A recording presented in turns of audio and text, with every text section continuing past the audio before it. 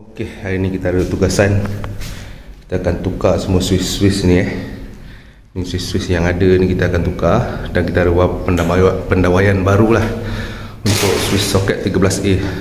Ada 2 unit TV kita akan tukar baru. Ini keadaan dia. Review dulu ke bawah ni. Okey, plug.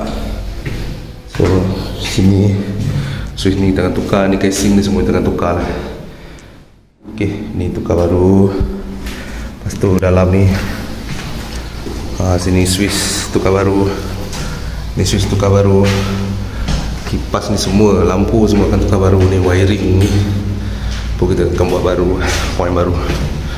Okey, so sini pun ada penambahan soket. So kita looping, owner minta looping sahaja. Okey, ni semua kita tukar baru pendawaian. So nanti untuk point soket kat sini satu point baru. Lepas tu belakang luar untuk mesin basuh. Ni kuasa ni mungkin dekat sini lah. Sini switch baru akan keluar ikut sini. Alright, terbaik. Okey, kita review sikit. So ni lampu kita dah pasang. So ni untuk plug, point plug luar. Semua hitam Okey. Sini laluan dia. Masuk sini terus pergi sini. Ni pun plug.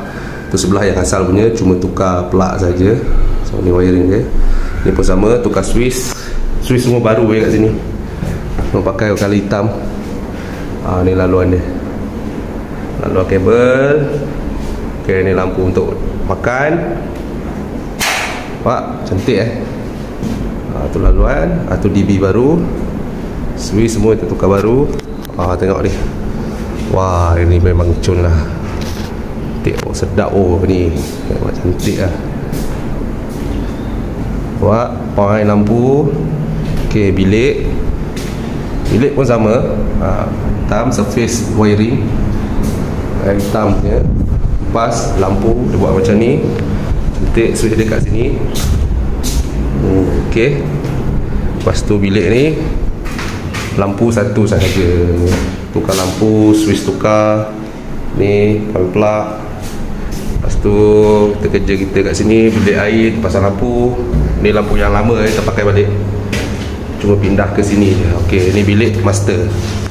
Bilik master, 3 gun switch, kipas dia, remote. Okey, ni laluan wiring. Nampak laluan wiring dia macam tu. Masuk ke situ. Dia pakai lampu track light juga. Nanti rumah ni akan cat. Cantik lah. Nak cat warna putih lagi cantik. Lagi menyelah dia punya ni. Okey, nampak. Alhamdulillah settle kerja kita kat sini. Kita pergi tengok DB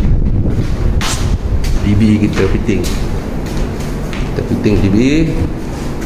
Okey, tengok tu. Bagi cun-cun dia. Buat semua ada numbering numbering semua ada. Kita cari balik ni circuit mana. Okey, fitting. Nampak kemas Alhamdulillah.